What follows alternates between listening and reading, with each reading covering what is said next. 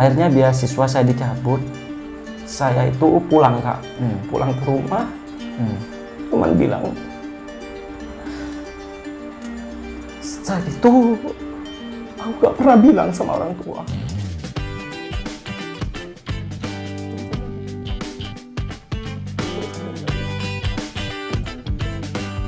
Sahabat podcast mahasiswa.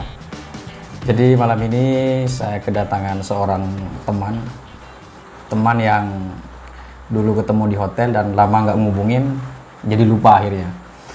Dan sampai saya lupa bahwa saya nyimpen nomornya. Nah, namanya ini Lutfi.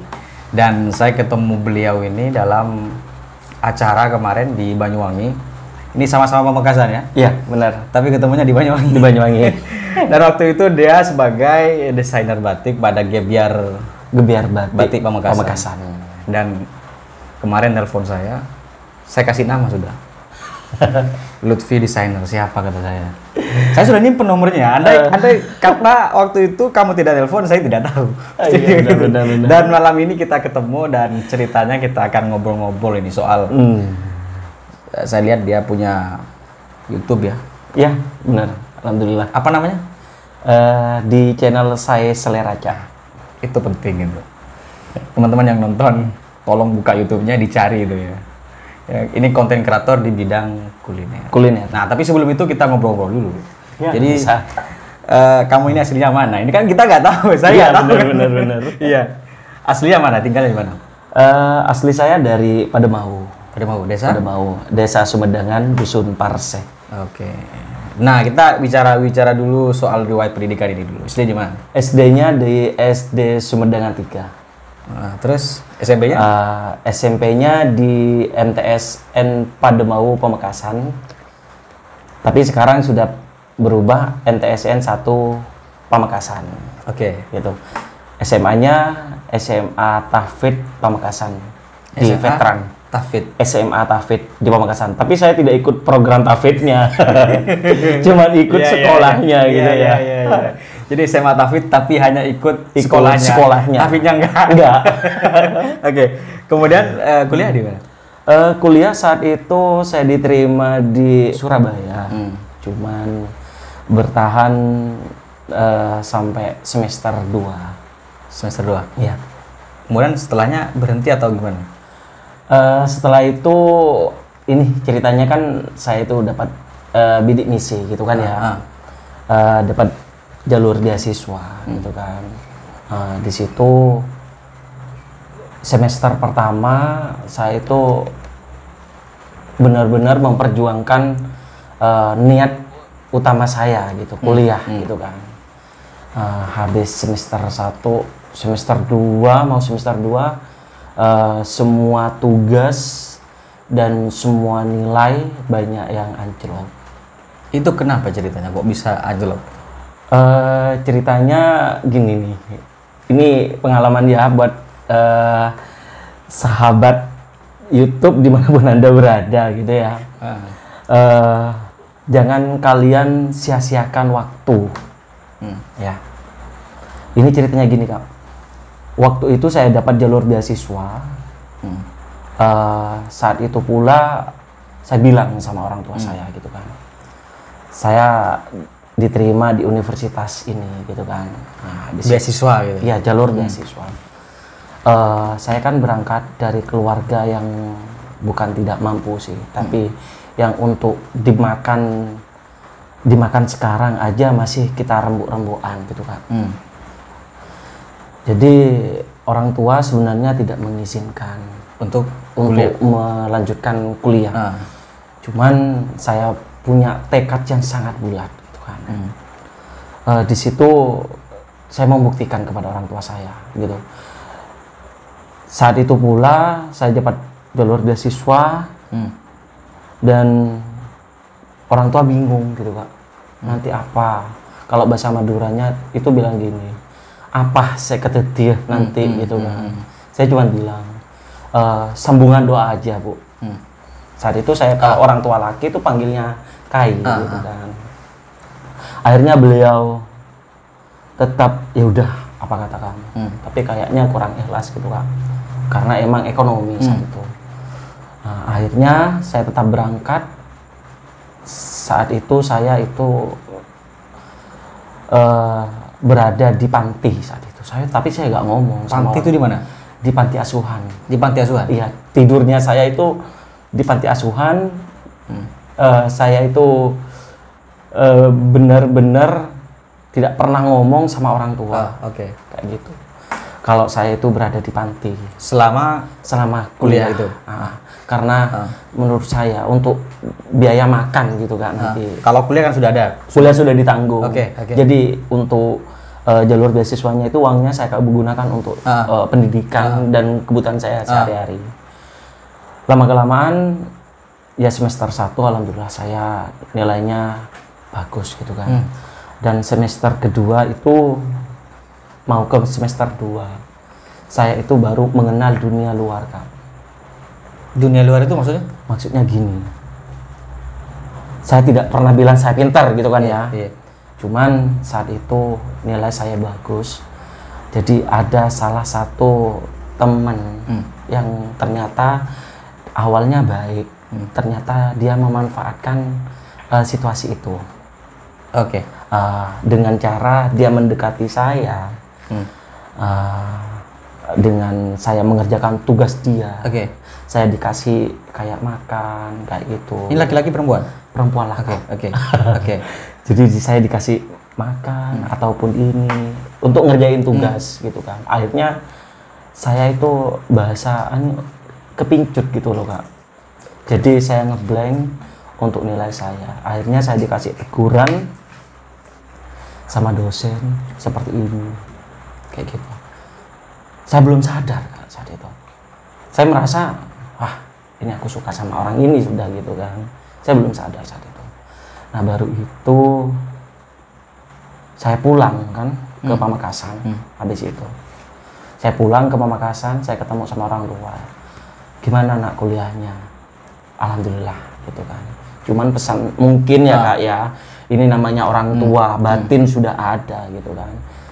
Habis itu orang tua bilang hati-hati nak, kalau emang benar-benar mau kuliah, benar-benar kuliah yang benar gitu kan. Nah, habis itu saya berangkat lagi ke Surabaya. Habis itu kurang lebih berapa ya, dari saya berangkat dari Madura ke sana, saya dipanggil langsung Kak. Nilaiku anjlok, benar anjlok.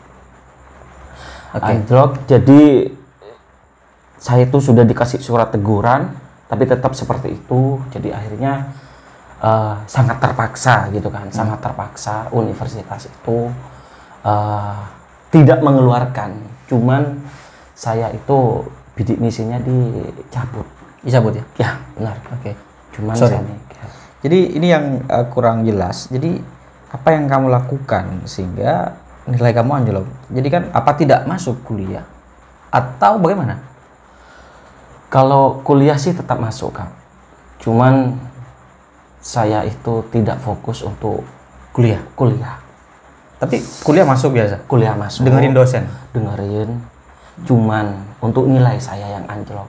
Karena ya mungkin ada faktor saya tidak fokus ke tujuan utama saya.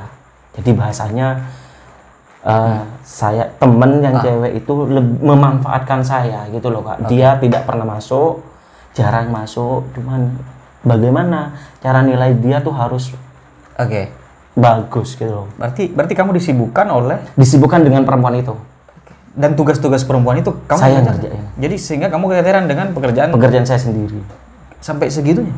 Sampai segitu. Nah sorry, ini kan agak aneh bagi saya. Bagi saya agak aneh. Canreng Maturan itu kayak orang ngecapuk listrik. Betul gitu.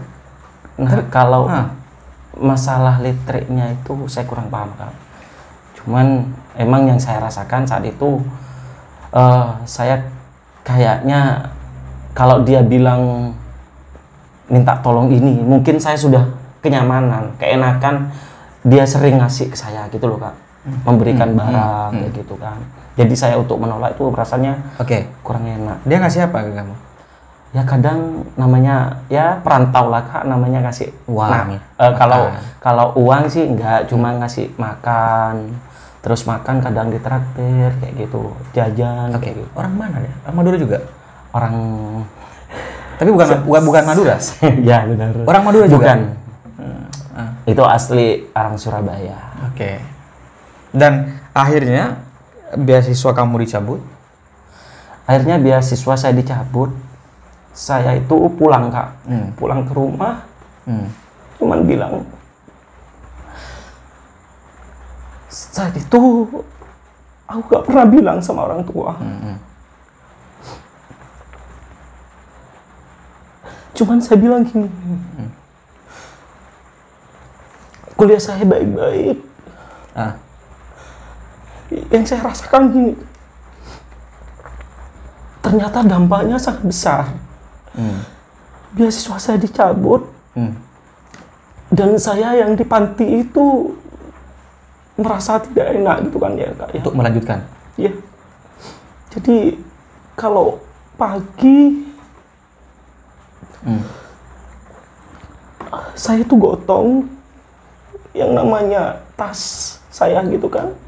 Saya bawa ke kampus, Kak, saat itu. Nah, oke. Sudah itu waktu mau pulang malam, ini saya tidur di depan toko, kadang kalau orang gini gerdu gitu, Kak, gerdu kosong. Itu sudah berhenti kuliah? Tetap kuliah gitu, Kak, kadang setiap hari saya bertahannya itu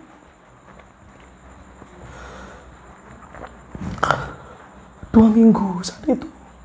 Setelah itu saya sudah merasa tidak kuat lagi gitu kan. Saya itu berbohong kepada orang tua, saya udah gak kuat. Oke. Jadi waktu itu kan beasiswa kamu dicabut. Kamu berhenti kuliah? Kuliah tetap, Kak. Kuliah tetap. Saya kan ada tabungan gitu, nyisikan uang saya gitu kan. Cuman yang saya alamin saat itu benar-benar sangat miris banget gitu ya. Saya itu waktu mau masuk kuliah gitu kan ya, saya menggotong tas saya, saya bawa kardus gitu, Kak, saya taruh di kantin gitu, nitip Bu gitu. Gak punya saudara di Surabaya saya dulu, saya gak punya saudara. Itu kardus itu siapa? Baju-bajunya? Baju ada di tas, Kak. Itu ada buku gitu, saya pegang 2 kardus saat itu. Ada buku gitu kan. Habis itu saya pernah ya tidur di emperan toko kayak gitu. Jadi memang benar-benar saya merasa di sana gak punya siapa-siapa gitu loh. Jadi saya itu baru sadar niat utama saya ke sana kuliah ya karena saya itu tergiur dengan apa ya, dunia luar gitu, Kak. Kan saya emang akui saya berangkat dari kampung gitu kan. Jadi saya pulang ke rumah, saya sudah gak kuat saat itu, Kak. Baru saya cium telapak kaki ibu gitu kan. Saya minta maaf gitu kan, sampai saya benar-benar juga saya cium juga telapak kaki kiai saya gitu kan. Saya kan panggil kiai gitu kan. Cuman pesan kayak gini, intinya gini, Nak, saya gak pernah tidak meridhoi kamu, cuman ini keadaan seperti ini gitu kan. Almarhum nangis karena mungkin merasa sakit gitu loh, Kak. Sampai ya saya tidak sempat membahagiakan beliau gitu kan. Sampai beliau sekarang sudah menghadap sang ilahi gitu kan. Saya merasa sangat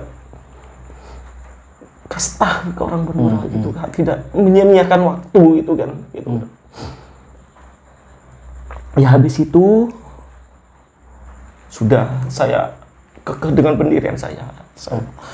Doanya kayak gitu kan, saya mau kemana gitu kan. Udah, Nak, saat itu, Kak, saya mengembala sapi. Habis itu saya mengembala sapi. Bener. Saat itu saya mengembala sapi, ikut orang tua ke sawah gitu kan. Kalau orang yang sekarang yang kenal Lutfi mungkin masa sih Lutfi itu ke sawah gitu kan. Wah, saya ke sawah Kak gitu. Nah, habis itu ya berjalannya akhirnya saya menemukan sosok seseorang yang jadi penyemangat bagi saya gitu kan. Saya itu kan pernah ngajar di NTSN Pademau Pamekasan gitu. Nah, di situ aku baru saya pernah merasakan hidup lagi gitu. Nah, di situ saya pernah jumpa dengan salah satu guru yang sangat memotivasi saya gitu kan.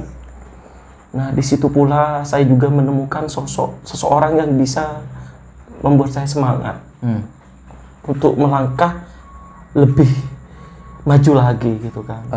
Itu anak didik saya Kak. Itu mereka berawal dari pramuka sih, cuman ya namanya dulu kan kalau pramuka gitu bilang kan Regu Raja Wali gitu. Tapi simpelnya mereka ambil 9 wali karena emang anggotanya ada 9 gitu kan. Nah, anak itu yang bisa menguatkan saya kembali gitu kan dengan ridho dan doa orang tua gitu kan. Jadi anak itu sampai sekarang alhamdulillah sekarang sudah ke 9 tahun, hampir 9 tahun mereka tetap ada ikatan sama saya gitu Kak. Jadi saya harus semangat lagi gitu kan. Jadi akhirnya di situ saya menemukan sosok jati diri saya mau kemana gitu kan. Jadi saya mencoba untuk ke jati diri saya, kayaknya saya lebih ke seni gitu kan. Baru di seni itu tahun 2005 kalau nggak salah, tahun 2005 saya itu diberi kepercayaan oleh Pamekasan, kebetulan tampil di Malang. Acara apa itu? Acara lomba kemah, perkemahan Jatim gitu ya. Jadi saya mendapatkan penobatan sebagai penyaji terbaik, penari penyaji terbaik putra. Nah, di situ baru saya kelola lagi. Jadi anak-anak saya yang 9 itu, saya itu asah lagi kemampuannya gitu kan. Oh ya wes, saya harus semangat kayak gitu kan. Saya asah lagi mereka. Sampai sekarang saya juga bisa make up juga kan. Selain saya juga bisa dikata guru gitu kan, saya juga make up. Dan anak itu pertama saya bisa belajar make up, anak-anak yang 9 wali itu yang saya make upin. Kalau dulu itu tarik ronding, jadi anak-anak didik saya itu saya make upin, mereka kan cowok ya Kak ceritanya ya, tapi saya make upin cantik gitu kan. Jadi alisnya kayak Shinchan, terus alis hidungnya itu wah merah banget, bibirnya juga merah kayak gitu. Jadi di situ saya belajar akhirnya sudah gitu kan, sudah sampai sekarang saya bisa ngerias gitu kan. Dan untuk yang desainer juga saya juga sama, saya cuma rajut dikit-dikit akhirnya diberi kesempatan ya. Tapi saat itu saya ingat Kak, saya dulu pernah ikut audisi penyiar radio di radio Pramuka itu di TJ tempatnya ya. Nah, di situ saya ketemu sama teman-teman gitu kan, saya belajar akhirnya ketemu sama penyiar dangdut gitu kan. Akhirnya saya ketemu beliau, saya belajar bagaimana caranya itu ngomong yang baik, intonasi yang baik gitu kan Kak ya. Sebenarnya umurnya sih lebih muda dari saya kan. Untuk belajar itu sebenarnya tidak cuman untuk yang lebih dewasa gitu kan, yang lebih muda, tapi itu mempunyai pengalaman yang lebih dari kita, tidak ada salahnya gitu kan. Di situ saya diasah lagi. Nah, di sini saya terpuruk lagi gitu Kak. Saat itu jadi kan sempat jadi penyiar radio berarti? Ya. Di Pramuka, radio Pramuka itu Kak. Nah, habis itu saya diajak teman, ayo nge-MC gitu kan, nge-MC dangdut. Saat itu saya mau nge-MC di Sakobenah kalau nggak salah. Sampang ya? Iya Sampang. Itu berangkatnya jam 2 siang Kak. Hari itu. Nah, jam 2 siang sepeda motor saya saat itu naik Grand kalau nggak salah. Nah, Grand itu yang pengalaman banyak itu. Sepeda Grand itu Kak bisa digoncengin sampai ada 4 orang gitu kan, dari perjuangannya saya gitu. Saya taruh di terminal, saya ikut rombongan artis-artis sama penyanyi yang lain-lain gitu kan, sama musisi gitu. Ya saya kan mau didudukin di belakang gitu kan ya. Boro ternyata ada yang artisnya turun, ya namanya artis gitu kan, kadang sudah siap dengan pakaiannya yang mungkin menurut mereka dengan pakaian yang pakai rok ini, pakai yang tank top apa gitu kan, enggak. Saya cuman aku niatnya di sini kerja, gitu kan. Aku niatnya kerja. Saya berangkat jam 2, nyampe lokasi jam 8. Baru selesai jam 12 malam, pulang saya nyampe ke diantar ke rumah. Diantar ke rumah. Di sebelah rumah kan ada masjid gitu kan ya Kak. Aku turun di situ. Subuh kalau nggak salah ya. Saya turun, kebetulan saya ada di belakang. Otomatis saya mau turun kan nggak bisa. Nah, itu ada artis-artisnya turun loh Kak. Turun. Dia tetap pakaian yang gini kan, gitu kan, tahu sendiri. Terkadang ada yang berpakaian vulgar kan saat itu. Baru ada orang yang lewat Kak, seret gitu. Saat saya turun. Terus ada artis 2 yang turun. Pas saya lewat, turun dia naik, ada yang ngelihat gitu kan, pasti dia bilangin. Ini yang sangat nyesek gitu kan. Gimana ya bahasanya ya? Wah, datanglah germunah gitu. Wah, ngerti kan? Jadi bilang seperti itu karena emang di situ emang saya turun dengan artis-artis yang penyanyi dangdut emang seperti itu gitu kan. Aku bilang ya Allah, saya itu datang dengan niat baik, saya kerja lillah karena Allah gitu kan.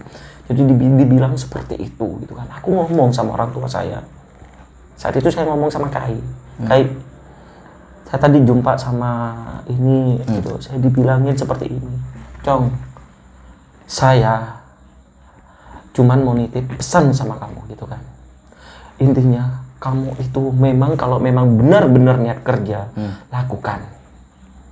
Yang kerja kamu, yang dapat uang kamu. Orang cuma bisa menilai, nggak tahu prosesnya gitu kan Kak. Saat itu saya bayaran sih masih berapa ya? 200.000 saat itu Kak. Mensinya itu 200.000. Dan sekarang ya alhamdulillah semakin banyak perkembangan kayak gitu kan. Dan alhamdulillah sekarang saya diberi kepercayaan oleh teman saya gitu. Ayo kita bikin konten YouTube gitu kan.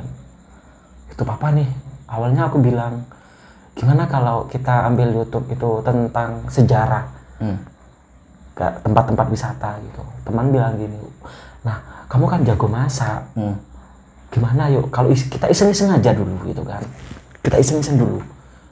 Oh ya wes, tak coba gitu kan. Setelah saya coba, akhirnya jadi deh sampai sekarang. Ya alhamdulillah. Sudah dapat monetisasi sudah? Kalau saya pribadi tidak pernah menanyakan hal itu Kak. Cuman saya di sini selaku aktor gitu kan.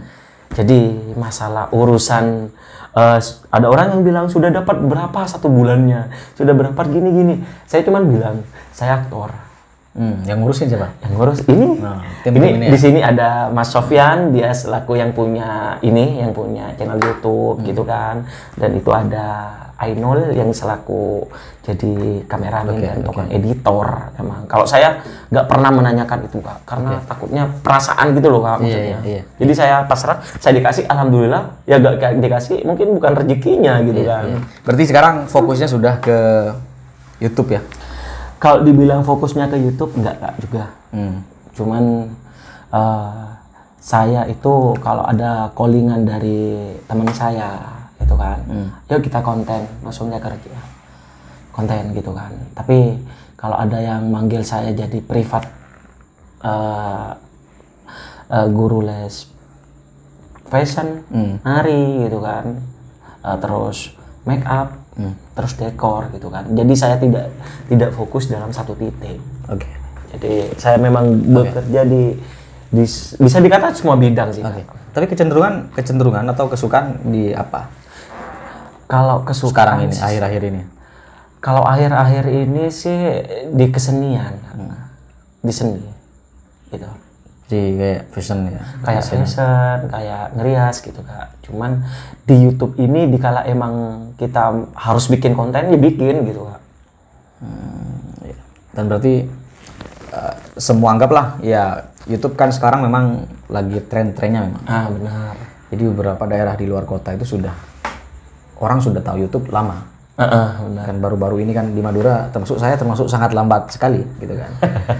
Podcast ini termasuk lambat sekali, dan meskipun lambat ya di Madura ternyata tidak benar-benar lambat juga kan, masih banyak yang tidak tahu. Benar. Juga banyak yang tidak tahu bahwa prospek YouTube itu kan besar sebenarnya ke depan. Dan ya YouTube pekerjaan sambil lalu aja sih menurut saya. Jadi berarti YouTube pas ada waktu buat konten ya konten gitu. Iya, benar. Kan pasif aja kan. Konten itu kan pasif. Ngupload selesai, orang nonton, uang jalan. Kan alhamdulillah gitu kan. Tapi MC tetap. Kalau MC tetap. Jadi saya itu Kak lebih cenderung dipakai di daerah Sampang, Bangkalan, Surabaya. Pamekasan. Kalau di daerah Pamekasan mungkin bukan tidak laris, cuman mungkin saat ini emang sekarang lagi ininya ini ada senior saya, ada kayak Mas Eko, Bu Roro, kayak gitu kan, beliau emang senior, emang benar-benar mereka bagus gitu kan. Mas Arif Wijaya ini guru saya juga gitu kan. Cuman saya lebih kayak sekarang lebih banyak dipakai di acara fashion show kayak gitu Kak. Kalau di orkes sekarang kayaknya jarang gitu kan. Oke. Sekarang sudah berkeluarga? Alhamdulillah sudah. Berapa anak? Masih baru. Nah ini kan orang berkeluarga ini kan sudah mestinya udah punya penghasilan gitu kan. Dan penghasilannya dari itu ya, dari kegiatan-kegiatan tadi yang rias apa gitu ya, tidak ada penghasilan tetap apa? Kalau penghasilan tetap saya tidak ada Kak. Jadi terkadang kalau saya dapat, saya pernah bilang gitu kan sama keluarga, dikala saya sudah dapat, memang benar dapat 1 bulannya itu maaf kata ya, bukan ini bisa lebih mengalahkan penghasilan dari yang PNS kan. Kalau 1 bulan itu benar-benar dapat. Kalau emang nggak ada job sama sekali, miris. Jangankan untuk 100.000 gitu kan, 5.000 pun nggak ada pemasukan. Pernah seperti itu. Namanya hidup kan pasang surut Kak. Tapi alhamdulillah. Saya tidak pernah 1 bulan tidak pernah ada job, ada terus gitu kan.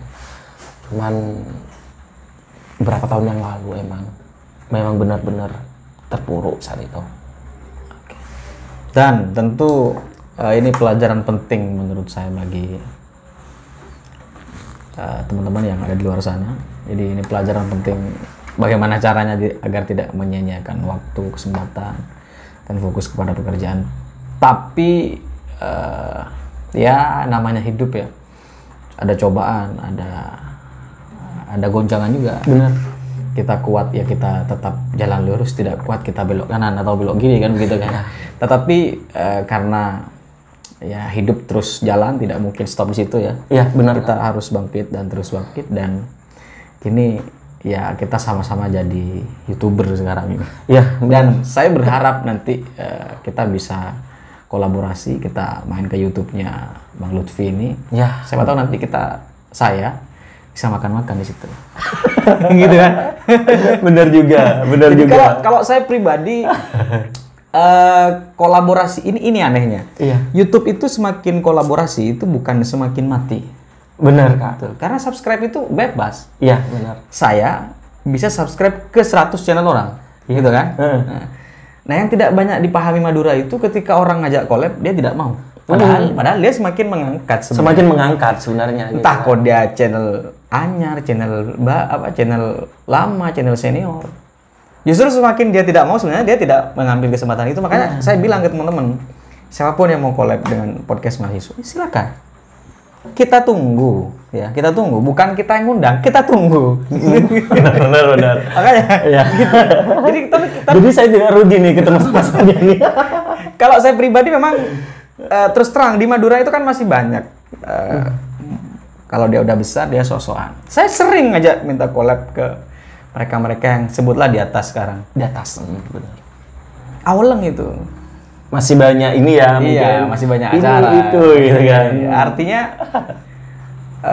ya saya tidak tahu alasannya, tetapi yang pasti kolaborasi itu di dunia 4.0 itu bukan semakin membuat muka Anda turun, tidak membuat channel Anda semakin turun, tapi justru semakin naik karena kita bertambah teman kan? Bener Kak. Makanya ketika Bang Lutfi ngajak kita ngobrol yuk tentang YouTube, oke. Bahkan dia datang ke sini sekarang, ya saya harus datang ke channelnya dia. Wah, ditunggu nih, ditunggu. biar nanti tahu kan proses. Oh iya siap. Di channel saya. Yang penting apa, nanti gitu kan. masaknya nanti masak seafood. Ini gimana ini? Ada request seafood nih. Oke. Terakhir apa yang ingin disampaikan ke teman-teman? Cuman gini ya, bagi kalian, ini bukan terakhir ya. Saya itu ada di channel YouTube ini niatnya emang pengen menghibur Kak, pertama gitu kan. Dan channel YouTube ini di Saya Selera Cak sudah pada bulan Juli tanggal 27 2020 saat itu Kak, channel itu. Dari saya pernah emang pakai kamera biasa, sekarang alhamdulillah bukan dari hasil YouTube gitu, cuman alhamdulillah saya ada rezeki, jadi saya belikan kamera lagi gitu kan. Jadi bagi teman-teman di YouTube-nya mahasiswa ini, Bang Bos ya, jangan lupa untuk di subscribe ya di channel Saya Selera Cak di situ. Mau collab sama Lutfi, monggo. Mau mukbang sama Lutfi, monggo. Nanti mau mukbang apa gimana ini? Ya, intinya yang bisa dikolabkan, ya kolabkan. bener. Ya, siapapun aja di sana yang mungkin atau yang sudah punya channel YouTube juga bisa, bener kata sampean ya. Kita jangan pernah memandang itu sudah senior ataupun junior gitu ya. Kita sama-sama pekerja seni gitu. Pekerja seni, mari kita rangkul bersama ya. Cuman pesan buat kalian semua ya, jangan pernah menyia-nyiakan waktu. Ya. Betul. Jangan pernah menyia-nyiakan waktu. Itu aja. Karena kesempatan tidak datang dua kali. Ya, benar Kak. Benar. Jadi apabila Anda berada, jangankan ada di luar kabupaten, ada di kabupaten pun ini ya, niat kalian atau kerja ataupun kuliah, ingat niat utama kalian ke sana apa? Betul. Itu kan Kak ya. Kalau niat utamanya kuliah, yuk kita ya sudah kuliah gitu. Kalau emang niat kerja, ya kerja gitu kan. Ya yang masalah lain ya mungkin hiburan gitu kan ya. Cuman emang harus benar-benar terkontrol bagi teman-teman yang berada di ini luar Jawa atau di daerah Madura khususnya gitu kan ya. Terima kasih Bang Lutfi sudah mau mampir ke studio podcast mahasiswa. Sekali lagi podcast mahasiswa atau channelnya Bang Lutfi ini tidak menutup kolaborasi dengan siapapun. Benar.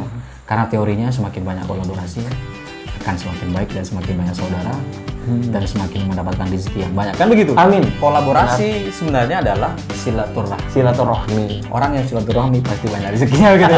Oke.